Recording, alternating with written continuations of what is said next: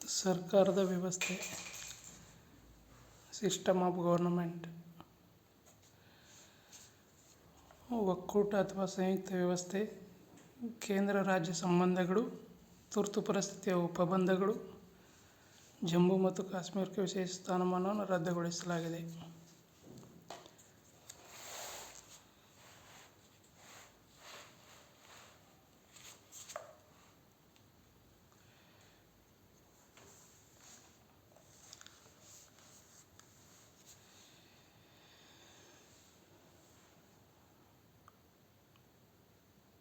ಒಕ್ಕೂಟ ಅಥವಾ ಸಂಯುಕ್ತ ವ್ಯವಸ್ಥೆ, ಫೆಡರಲ್ ಸಿಸ್ಟಮ್. ಫೆಡರಲ್ ಸಿಸ್ಟಮ್ ಅಂದರೆ ಏನಪ್ಪ ಅಂತಂದ್ರೆ, ಭಾರತದ ಸಂವಿಧಾನವು ಕೇಂದ್ರ ಹಾಗೂ ರಾಜ್ಯ ಸರ್ಕಾರಗಳ ನಡುವೆ ಅಧಿಕಾರವನ್ನು ವಿಭಜಿಸುವ ಮೂಲಕ ಸಂಯುಕ್ತ ಸರ್ಕಾರ ಪದ್ಧತಿಗೆ ಅವಕಾಶ ನೀಡಿದೆ.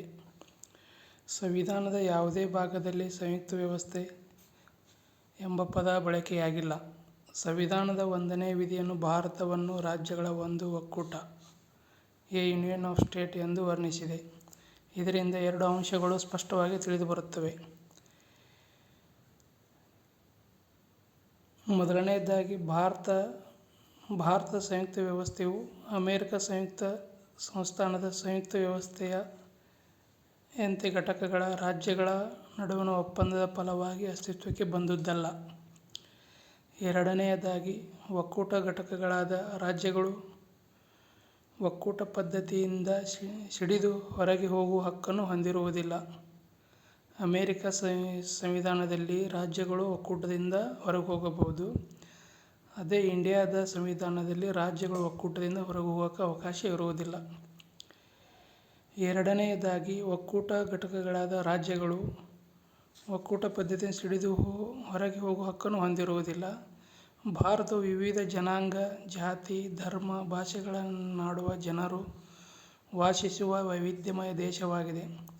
ಭಾರತದಲ್ಲಿ ಹಲವಾರು ಧರ್ಮ, ಜಾತಿ, ಜನಾಂಗ, ಭಾಷೆಗಳನ್ನು ಹೊಂದಿರುವ ಜನರಿದ್ದಾರೆ ಎಂದು ಹೇಳ್ತದೆ.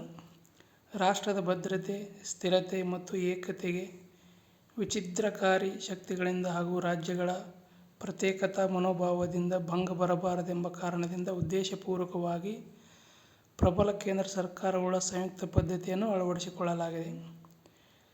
ರಾಜ್ಯಗಳು ಯಾವುದೇ ಕಾರಣದಿಂದ ತಾವು ಪ್ರತ್ಯೇಕವಾಗಬಾರದೆಂಬ ಉದ್ದೇಶ ಮೂಲಕನೇ ಕೇಂದ್ರಕ್ಕೆ ಹೆಚ್ಚು ಅಧಿಕಾರ ಕೊಟ್ಟಿರ್ತದೆ. ಆದ ಕಾರಣ ರಾಜ್ಯಗಳು ಕೇಂದ್ರದಿಂದ ಹೊರಗೆ ಹೋಗೋಕ್ಕೆ ಯಾವುದೇ ಅವಕಾಶ ಇರುವುದಿಲ್ಲ. ಇದು ಭಾರತ ಸಂವಿಧಾನದಲ್ಲಿ. ಅಮೆರಿಕ ದೇಶದ ಸಂಯುಕ್ತ ಪದ್ಧತಿಯು ಸ್ವೀಕೃತ ಮಾದರಿಯಾಗಿದೆ. ಭಾರತದ ಸಂಯುಕ್ತ ವ್ಯವಸ್ಥೆಯು ಇದರಿಂದ ಭಿನ್ನವಾಗಿರುವುದರಿಂದ ಕೆಲವು ರಾಜಕೀಯ ತಜ್ಞರು ಇದನ್ನು ನಿಜವಾದ ಸಂಯುಕ್ತ ವ್ಯವಸ್ಥೆ ಎಂದು ಒಪ್ಪಿಕೊಳ್ಳಲು ನಿರಾಕರಿಸಿದ್ದಾರೆ. ನಮ್ಮ ಸಂವಿಧಾನವು ಏಕಾತ್ಮಕ ಹಾಗೂ ಸಂಯುಕ್ತ ವ್ಯವಸ್ಥೆಗಳ ಲಕ್ಷಣವನ್ನು ಹೊಂದಿದೆ. ಆದ್ದರಿಂದ KCVR ಎಂಬ ರಾಜಕೀಯ ತಜ್ಞರು ಭಾರತವನ್ನು ಒಂದು ಅರೆ ಸಂಯುಕ್ತ ವ್ಯವಸ್ಥೆ ಎಂದು ಟೀಕಿಸಿದ್ದಾರೆ. ಇದು ನಮಗೆ ಚೆನ್ನಾಗಿ ತಿಳಿದಿರಬೇಕು.